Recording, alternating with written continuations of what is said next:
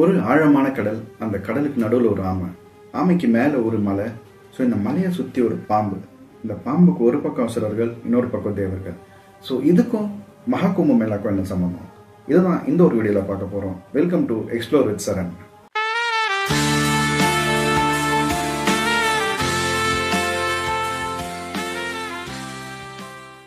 மகாகும்பமேளா, கும்பமேளா இது ரெண்டும் ஏன் வெறும் 4 சிட்டியில் மட்டும் கொண்டாடப்படுது? அதாவது உஜ்ஜைன், நாசிக், பிரயாக்ராஜ், ஹரித்வார். இதுக்கும் சமுத்திர மந்தனுக்கும் என்ன சம்பந்தம்? சமுத்திர மந்தன்னா என்ன? இது எல்லாத்தையுமே தான் இந்த வீடியோல தெரிஞ்சுக்க போறோம். ஸோ இதை தெரிஞ்சுக்கணும்னா நம்ம புராண கதைகளுக்கு தான் போகணும். இந்திர பகவான் தன்னோட யானையில வலம் வந்துட்டு இருக்கும்போது அவரு வந்துட்டு துர்வாச முனியை சந்திக்கிறாரு. இந்திர பகவான்கிறவரு சொர்க்கத்தோட ராஜான்னு அழைக்கப்பட்டவரு. துர்வாச முனி இருக்கிற முனிவர்களே ரொம்பவே கோபமான ஒரு முனிவர் தான் துர்வாச முனி. ஸோ இவருக்கு சின்ன சின்ன விஷயத்துக்கெல்லாம் கூட இவர் சாபம் விட்டுருவாரு. ஸோ இந்த மாதிரி இவரு ஒரு மாலை எடுத்துட்டு வந்து இந்திர பகவானுக்கு கொடுக்கும்போது இந்திர பகவான் அதை கொஞ்சம் அலட்சியமா தன்னோட யானை மேல வச்சுட்டுறாரு. அதுல இருக்க பூச்சிங்களால கொஞ்சம் டிஸ்டர்ப் ஆகி யானை அந்த மாலையை தூக்கி கீழே போட்டுடுது. இதனால கோபம் அடைஞ்ச துர்வாச முனி இங்கேயும் சாபம் விட்டுடுறாரு. பட் இந்த டைம் வெறும் இந்திர பகவானுக்கு மட்டும் சாபம் கொடுக்கல, இருக்கிற மொத்த தேவர்களுக்கும் சேர்த்தே சாபம் விட்டுடுறாரு. அதாவது இருக்கிற எல்லா பகவானுமே தன்னோட பவர் ஸ்ட்ரென்த் எல்லாமே அழிஞ்சு போயிடும் அப்படின்னு தான் இவரு கொடுக்குற சாபம். ஸோ இதனால எல்லா தேவர்களுமே தன்னோட பவர் இழந்துடுறாங்க. ஸோ இந்த நேரத்துல தான் அசுரர்களோட ராஜாங்கிற பாலி வந்துட்டு மூலகுத்தியுமே தன்னோட கண்ட்ரோல்ல எடுத்துக்கிறாரு. ஸோ இந்த ஒரு நேரத்தில் என்ன பண்ணணும்னு தெரியாததால தேவர்கள் எல்லாருமே போய் விஷ்ணு பகவான் கிட்ட இந்த விஷயத்த சொல்றாங்க. விஷ்ணு பகவான் கடலுக்கு அடியில இருக்க அமிர்தத்தை எடுத்து இப்ப எல்லாருமே குடிச்சாதான் தனக்கு எல்லா பவருமே ரிட்டர்ன் வரும் அப்படின்னு விஷ்ணு பகவான் சொல்றாரு. ஸோ இப்படி பண்ணணும்னா இப்போதைக்கு தேவர்களுக்கு கிட்ட சக்தி இல்லை. ஸோ இவங்க வந்துட்டு அசுரர்களோட கை கொத்து தான் இந்த ஒரு விஷயத்த பண்ணணும். பட் அமிர்தம் வெளியே வந்ததுக்கு அப்புறம் இது தேவர்களுக்கு மட்டும் கிடைக்கிற மாதிரி நான் பாத்துக்கிறேன்னு விஷ்ணு பகவான் சொல்றாரு. அசுரர்கள் இதை ஒத்துக்கிறதுக்கான காரணம் என்னன்னா, இதை குடிச்சா சாகாவரம் கிடைக்கும். ஸோ இதனால அசுரர்களும் இந்த ஒரு விஷயத்துக்காக ஏத்துக்கிறாங்க.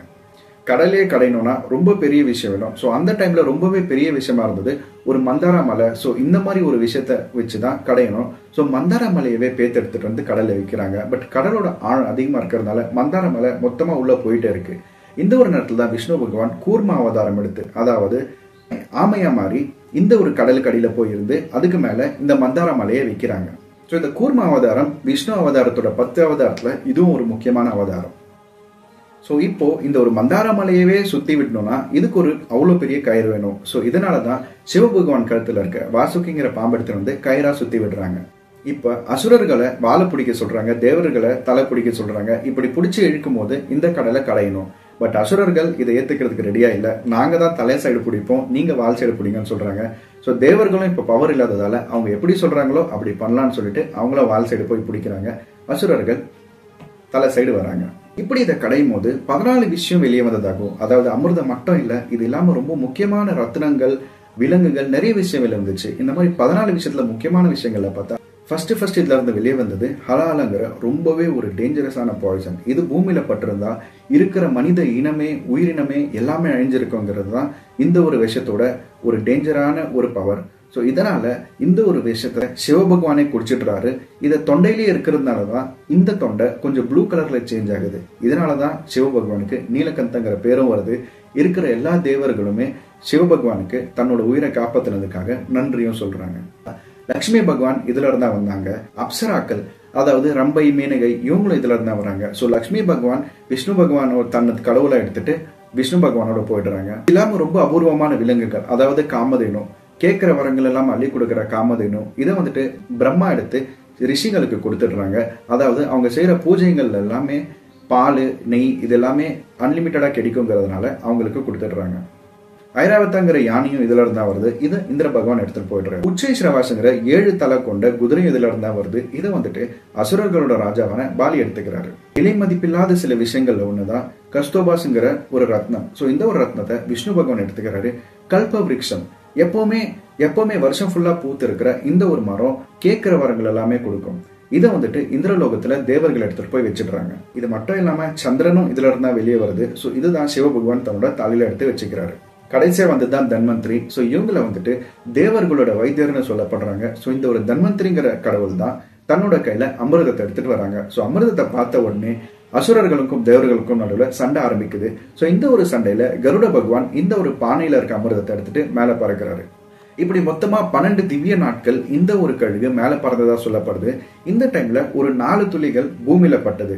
இந்த 4 துளிகள் தான் பிரயாக்ராஜ், ஹரித்வார், உஜ்ஜைன் அப்புறம் நாசிக்ல இருந்ததா சொல்லப்படுது.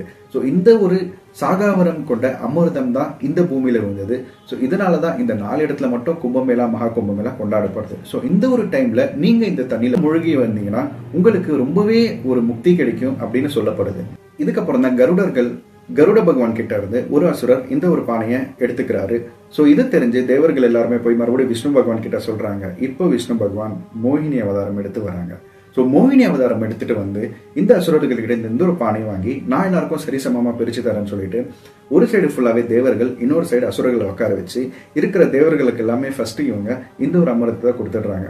இந்த ஒரு நேரத்துல அசுரர்கள் இருந்து ஒருத்தர் ஆர்வேஷம் எடுத்து தேவர்கள் சைடு உட்காந்து இந்த ஒரு அமிர்தத்தை குடிச்சிடுறாங்க. பட் சூரியனுக்கோ சந்திரனுக்கோ இந்த ஒரு விஷயம் கிளீனா தெரியறதுனால இவங்க போய் மோகினி கிட்ட சொல்றாங்க. சோ மோகினிங்கிற விஷ்ணு தன்னோட உண்மையான அவதாரத்துல வந்து சுதர்சன் சக்கரத்தால அந்த அசுரரை வெட்டிடுறாரு. சோ இப்படி துண்டா போகும்போது தான் தலை உடம்பு தனியா போகுது. இதுல தலை தான் ராகு, உடம்பு தான் கேது. இப்படிதான் ராகு கேது வந்ததா சொல்லப்படுது. சோ இந்த ஒரு நேரத்துல அசுரர்களுக்கு எல்லாருக்குமே விஷ்ணு பகவான் தான் மோகினி அவதாரம் எடுத்து இப்படி ஏமாத்துறாங்கன்னு தெரிய வந்த உடனே சண்டை ஆரம்பிக்குது. பட் ஆல்ரெடி தேவர்கள் எல்லாருமே இந்த ஒரு அமிர்தத்தை குடிச்சதுனால எல்லாருக்குமே அவங்களோட பவர் ரிட்டர்ன் வந்துருச்சு. ஸோ இப்படி சண்டை போட்டுதான் மூலோகத்தையுமே அசுரர்கள் கிட்ட இருந்து மறுபடி தேவர்கள் மீட்டெடுத்ததா இந்த ஒரு கதை சொல்லுது. ஸோ இப்படி ஒரு இன்ட்ரெஸ்டிங்கான கதை மூலியமா தான் கும்பமேளாவும் நடந்துச்சு. நிறைய முக்கியமான விஷயங்கள் தேவர்களுக்கும் மனுஷங்களுக்கும் கிடைச்சிச்சு. இந்த மாதிரி இன்ட்ரெஸ்டிங்கான விஷயமும் சயின்ஸ், மித்தாலஜி, எஜுகேஷன் ரிலேட்டடா நிறைய வீடியோஸ் இந்த ஒரு சேனல்ல வரும். ஸோ இது எல்லாமே ரெகுலரா உங்களுக்கு வேணும்னா please like and subscribe to my channel.